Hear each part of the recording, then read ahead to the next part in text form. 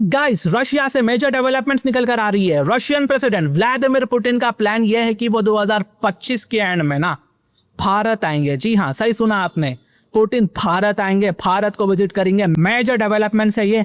इसकी जो डेट से लगभग फिक्स हो चुकी है, ये बात खुद इंडिया के national security advisor Ajit Doval साहब ने मॉस्को के मीटिंग के दौरान बताया है। देखो, पुतिन पिछली बार 2021 में इंडिया आए थे, उसके बाद यूक्रेन वॉर शुरू हो जाती है और ये ट्रिप रशिया यूक्रेन वॉर के बाद उनका पहला इंडिया ट्रिप होगा। अगर आप मुझसे पूछोगे क्या पुतिन का आना इंपॉर्टेंट है, जी हाँ, बहुत ज्यादा इंपॉर्टेंट है। इस वक्त पुतिन का आना इसलिए भी इंपॉर्टेंट है क्योंकि इंडिया और अमेरिका के बीच जो टेंशन है ना, वो काफी हद तक बहुत ज्यादा बढ़ चुकी है रशिया को लेकर। और आप सब जानते हैं कि यूएस प्रेसिडेंट डोनाल्ड ट्रंप ने इंडिया से आने वाले गुड्स पर एक्स्ट्रा 25% का टैरिफ मार दिया है, तो टोटल अब 50% का टैरिफ हो चुका है इंडिया पर। ट्रंप ने यह कदम इसलिए उठाया क्योंकि इंडिया रशिया से ना सस्ता कच्चा तेल खरीद रहा था। अमेरिका चाहता था कि इंडिया रशिया से तेल ना खरीदे, बंद कर दे, तो इसी वजह से ही इंडिया पर ट्रेड पेनल्टी लग चुकी है। और दोस्तों, व्लादिमीर पुतिन आने से ना एक चीज यहाँ पर यह हो सकती है कि रशिया, इंडिया, चाइना RIC यानी कि ट्रोकिया रिवाइव हो सकता है। जी हाँ, इमेजिन करिए, Putin, Xi Jinping, Modi ji तीनों एक ही फोटो पे एक ही मंच पर हो गए, तो वेस्टर्न मीडिया में ये क्या मैसेज जाएगा? ठीक है, वेस्टर्न लीडर्स को ये क्या मैसेज जाएगा?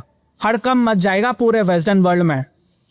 और दोस्तों, ये चीज होने वाली है। पीएम मोदी 31 अगस्त से 1 सितंबर को चाइना में होने वाले SCO समिट में शिरकत करेंगे, जहां उनकी मुलाकात चाइनीज प्रेसिडेंट शी जिनपिंग से होगी और रशियन प्रेसिडेंट व्लादिमीर पुतिन से भी होगी।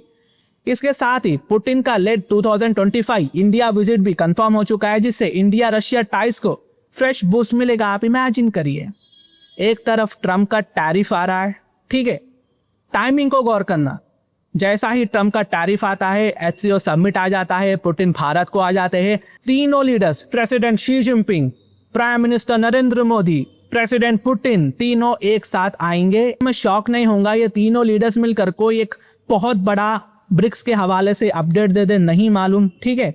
और दोस्तों, रशिया, इंडिया, चाइना की जो मीटिंग होने वाली है, ये कहीं ना कहीं ट्रम्प के 50% टैरिफ और रशिया के सैंक्शंस इश्यू में हो रहा है। यहाँ पर अब धीरे धीरे सिचुएशन चेंज हो रही है। मॉस्को पहले ही RIC यानी कि Russia, India, China trilateral mechanism को रिवाइव करने का पुश दे चुका है।